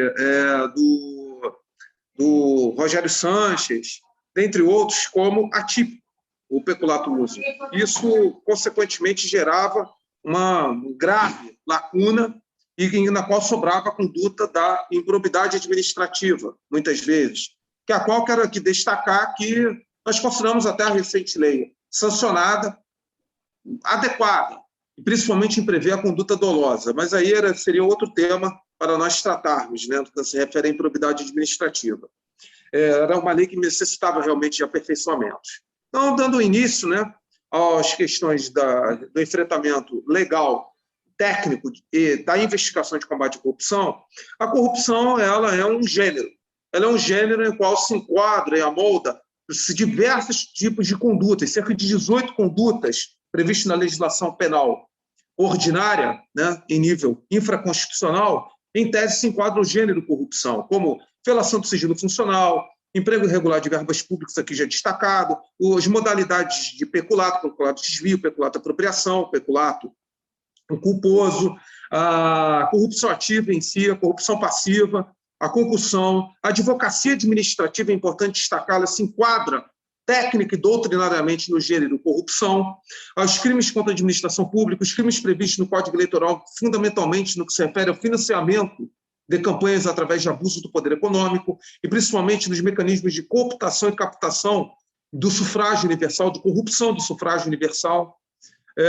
A questão também relacionada aos crimes previstos na Lei 9.613 de 98, que dispõe sobre a lavagem de dinheiro, e tem aquelas condutas típicas que complementam o enfrentamento à corrupção, principalmente no que se refere a 12.850, a gente intitulada Lei das Organizações Criminosas, a qual a instituição que hoje eu presido, a DEPOL do Brasil, foi uma das grandes responsáveis pela sua formatação jurídica no Congresso Nacional e sua posterior sanção. Então, a corrupção é um gênero. Ela é um gênero na qual engloba diversos mecanismos de conduta e dentro de um conceito albergado pela Convenção das Nações Unidas de Combate à Corrupção, que estabeleceu, através da Convenção de Palermo e de Mérida, certos parâmetros de repressão por parte dos países signatários em relação aos mecanismos de contenção da fraude, de controle no aspecto preventivo, preditivo e detectivo, e principalmente certas técnicas que foram incorporadas no nosso ordenamento jurídico. Na verdade, a chamada Lei Anticorrupção, que previu os acordos de leniência das pessoas jurídicas, e a Lei 12.850, elas nada mais do que foram reflexos do fato do Brasil ser signatário dessas convenções e a necessidade de adequar o seu ordenamento jurídico a essas convenções internacionais, tendo em vista que havia uma grande crítica da comunidade internacional ao fato do Brasil ter problemas de lacunas legislativas nesses aspectos. Lembrando que temos também as leis de crimes contra o sistema financeiro, previstas na 7.286 de 86, e as leis também dos crimes contra as relações de consumo e as relações econômicas, previstas na Lei 8.137, os crimes também da ordem tributária, da lei também prevista na Lei 8.137, que é uma lei, na verdade, múltipla.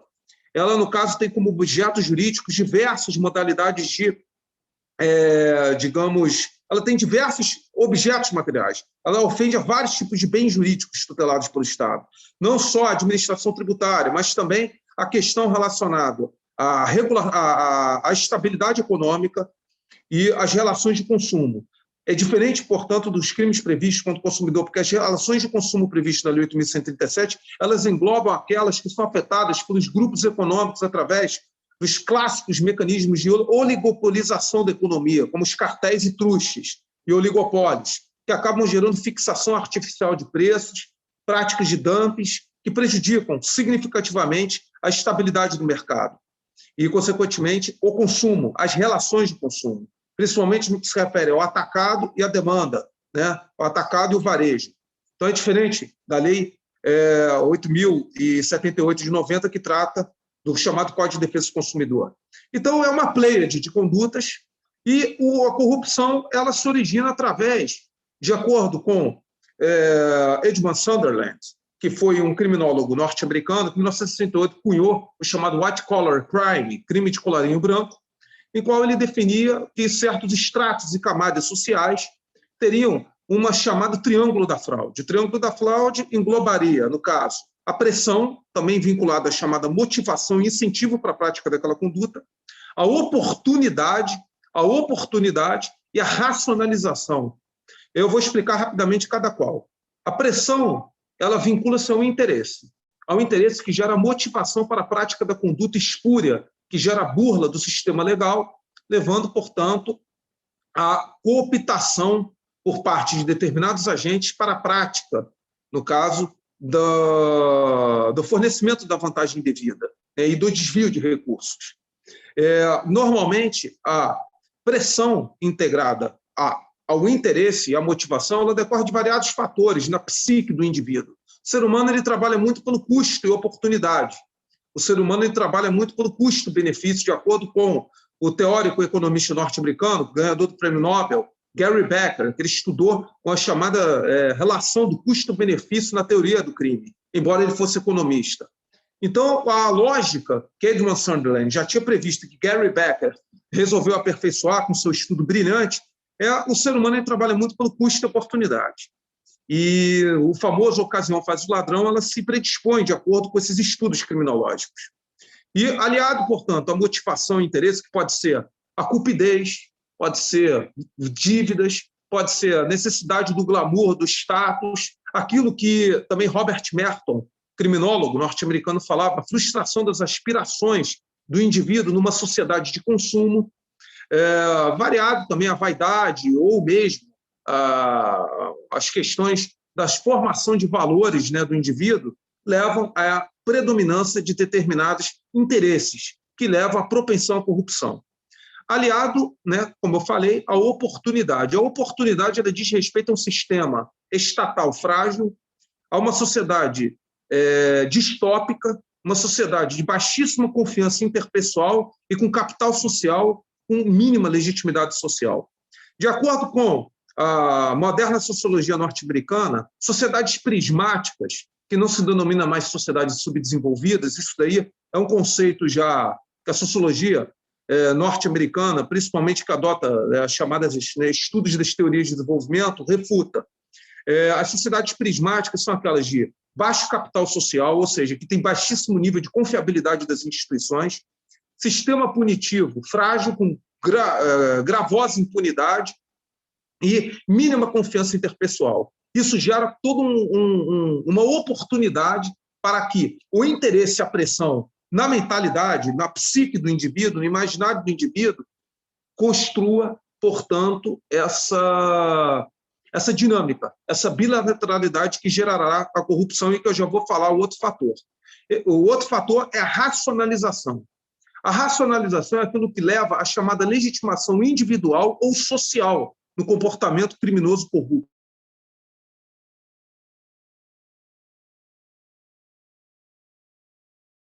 Muito nobiliárquicas, como no Brasil, em que temos uma origem social baseada no fidalgo, filho de algo, né? E, portanto, aqueles que detêm certo poder econômico, poder político, constroem narrativas de legitimação das condutas de corrupção, dizendo que, por não serem crimes normalmente praticados com violência ou grave ameaça, acaba, no caso, gerando toda uma espécie de solidariedade no seu eixo, no seu meio, e criando, portanto, uma seletividade no próprio sistema punitivo e pela própria sociedade, porque o fator cultural ele é fundamental nesse chamado triângulo da fraude que Edmund Sunderland falou.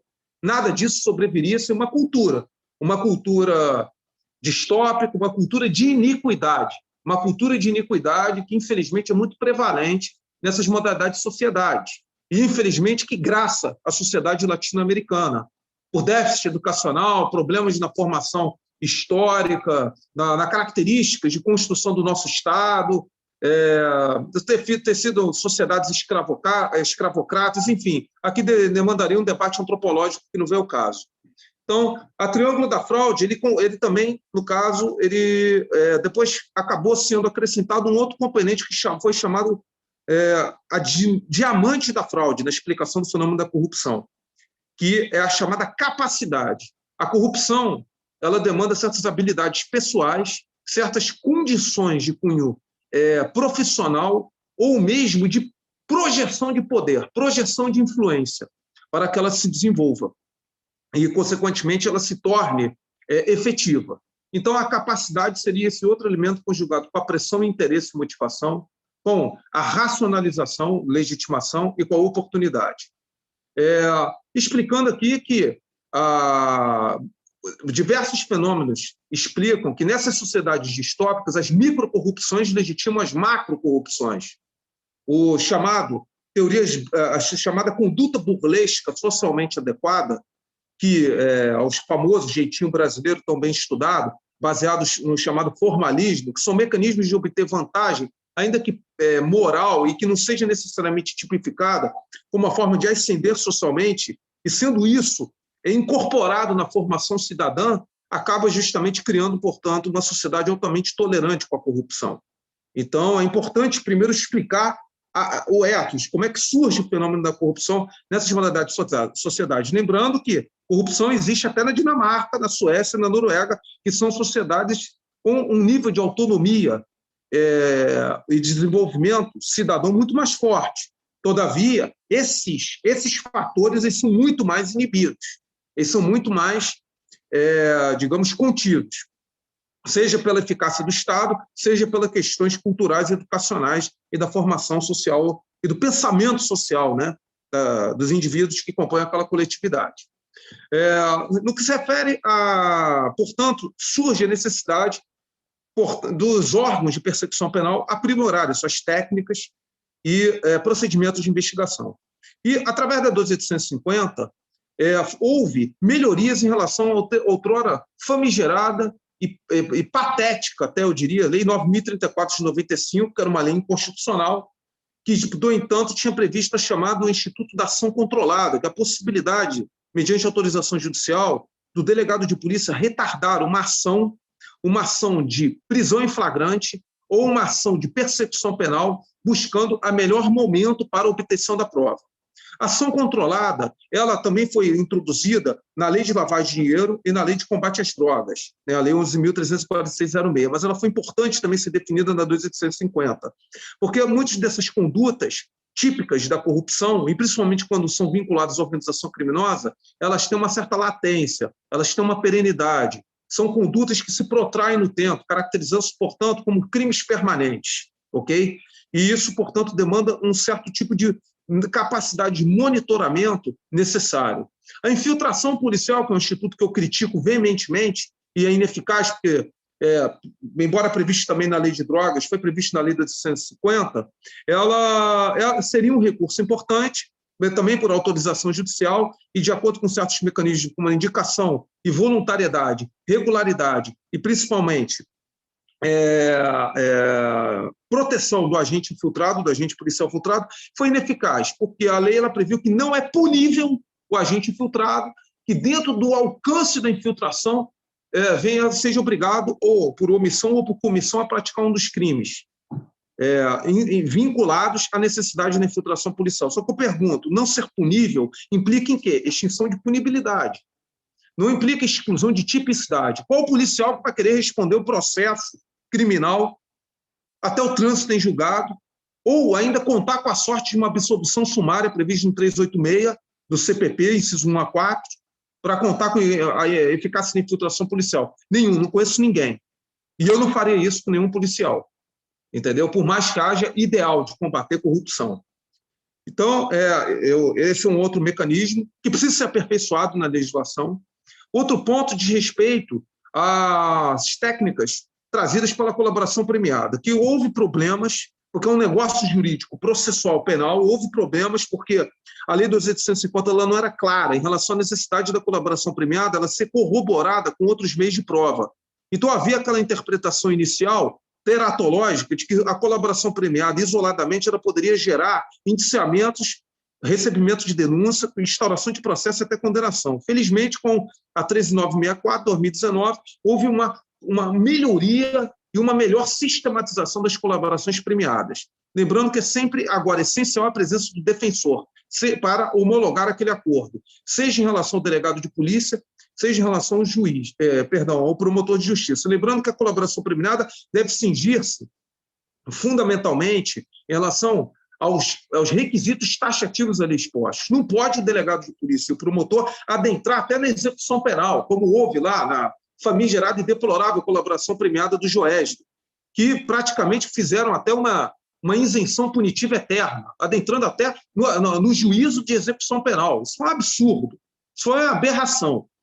E, consequentemente, isso foi aperfeiçoado com a 13964. Agora, o juiz analisa os aspectos de legalidade, voluntariedade, regularidade de procedimento de colaboração premiada e tem que seguir em alto apartado, submetendo-se não tanto à presença do defensor em relação ao colaborador, quanto a um contraditório obrigatório na fase processual.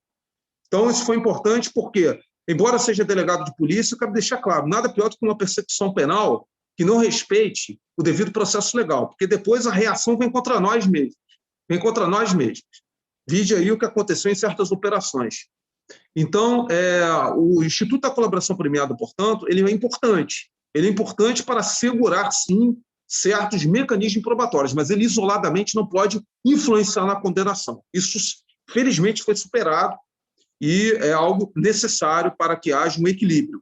Outro ponto para destacar diz respeito à lavagem de dinheiro. Lembrando que é muito importante estudar as técnicas de lavagem de dinheiro, que é as técnicas das camadas, né? Da introdução daquele ativo obtido por proveito do crime por meio ilícito no sistema financeiro. Aí tem a colocação, que é a colocação em si, num determinado instituição financeira legitimada, e depois a chamada integração. A integração é muito complicada de rastrear, porque aquele ativo ilícito ele se converte num ativo legítimo, por exemplo, uma compra de um bem, ou mesmo ele integra o mercado acionário, e fica muito complicado de você conseguir estabelecer outros mecanismos essenciais de combate à corrupção, que é a indisponibilidade de bens através do sequestro e do arresto. Sequestro e arresto são mecanismos fundamentais. Respeitado, claro, os procedimentos previstos no Código de Processo Penal e resguardado o direito do terceiro de boa-fé. Então, são mecanismos fundamentais. Lembrando que a interceptação telefônica ela é um instrumento importante, porém, mais importante são a chamada avaliação dos metadados através dos celulares apreendidos. Só que lembrando que o exame dos metadados, de acordo com a decisão do STF, corroborado decisão do STJ, corroborado pelo STF, necessita do delegado de polícia requerer previamente autorização para o exame daquele celular apreendido e dos metadados neles contidos. Não pode a autoridade policial, autoexecutoriamente, examinar os metadados ali contidos. E, portanto, as mídias digitais verificadas no WhatsApp hoje são importantes meios de prova.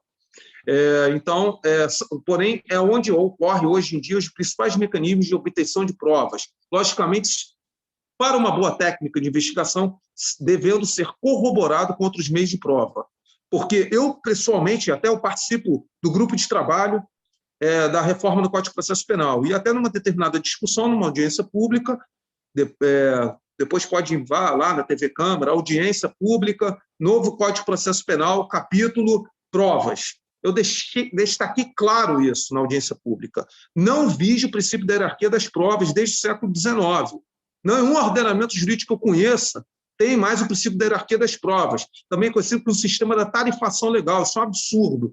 Tanto que eu critico até mesmo a obrigatoriedade do exame de corpo de delito quando ocorre a presença de vestígios materiais, nos chamados delitos intranseuntes, porque isso era próprio nos anos 40, quando você não tinha tecnologia para aferir aquele vestígio material.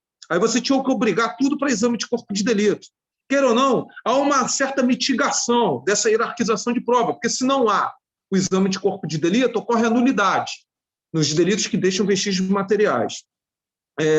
Mas, voltando a falar, é muito importante que não haja o princípio da hierarquia das provas, porque, justamente, se você consagra uma determinada modalidade de prova, você mitiga as demais e, consequentemente, o princípio da verdade real ele acaba sendo altamente maculado. Ele acaba sendo prejudicado, a investigação fica frágil e a persecução penal, seja preliminar e processual, idem. Então, é importante fazer o destaque, né, desses mecanismos probatórios, porque eles precisam ser conjugados para justamente se valorar a existência da materialidade e permitir o enquadramento típico e criar as chamadas delimitações criminais, delimitação criminal de cada investigado. Lembrando que é fundamental sempre haver uma motivação do indiciamento e também das representações das medidas cautelares. A interceptação de dados telemáticos, de e-mails, etc., embora tenhamos dificuldades tecnológicas no Brasil, ela também é um mecanismo muito importante. Também é submetido à cláusula de reserva de jurisdição, ou seja, é necessária uma decisão judicial prévia. E é importante também destacar a questão relacionada aos mecanismos vinculados aos exames, aos depoimentos. As provas testemunhais no combate à corrupção, elas são um pouco complexas. São complexas de você considerá-las com uma certa suficiência e legitimidade para levar a uma punição, uma efetividade penal. Portanto, é muito importante utilizarmos uma ferramenta trazida pela Lei 12.830 e corroborada pela Lei 12.850. Lei 12.830 de 2013 é aquela que trata dos procedimentos de investigação criminal específicos para o delegado de polícia, que é o poder de requisição. Aquilo que não é submetido à cláusula de reserva de jurisdição, ou seja, aquilo que não dispõe sobre direitos fundamentais, como busca, apreensão, prisão, interceptação de comunicações telefônicas, que tudo isso está albergado na Constituição, exigindo cláusula de reserva jurisdicional, o delegado de polícia tem um poder de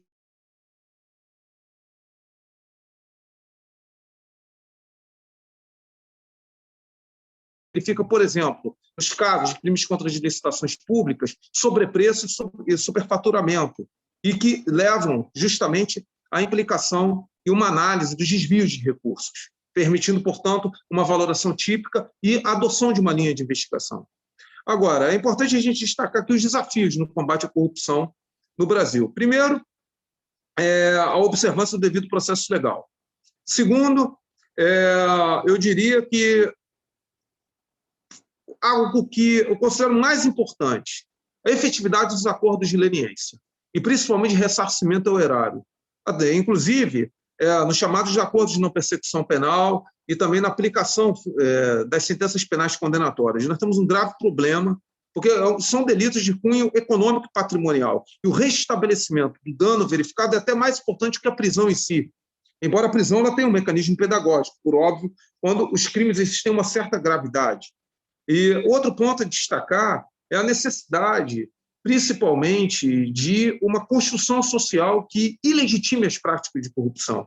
Não adianta falar aqui de atividade policial se nós continuarmos com esse déficit cultural, educacional, de uma certa aceitabilidade da corrupção como um fenômeno legitimado no Brasil, e aqui sem hipocrisia. Sem aquela hipocrisia de fazer campanha de 10 medidas anticorrupção, que eu, pessoalmente, sempre fui muito crítico àquilo, entendeu? Corrupção não é para ser, digamos, tratada de forma messiânica por aquela pessoa, é um dever de todo cidadão, entendeu? Todo cidadão ele tem que ter mecanismos preventivos, detectivos e, principalmente, de exigência de transparência e de fiscalização civil, cívica, em relação às práticas de corrupção numa sociedade, no Estado, entendeu? Então, ninguém pode se arvorar dono desta ou daquela bandeira. E outra questão mesmo são as necessidades de haver melhorias nos aspectos, principalmente penais, que eu espero que o anteprojeto 5 que eu falei, que modificou os crimes contra a administração pública, ele seja devidamente aprovado. E lembrando aqui que a gente sabe que o direito penal ele suscita certas visões doutrinárias e filosóficas distintas, não se trata justamente de uma amplificação do direito penal máximo, esse anteprojeto 5. É ajuste de antinomias e de lacunas nessas figuras típicas, como eu destaquei, já inclusive trazida pela consagrada doutrina, como eu falei. Então, por hora eu agradeço e deixo aí à disposição para se alguém quiser fazer alguma pergunta, fazer alguma colocação. Muito obrigado. Nós que agradecemos, professor, excelente.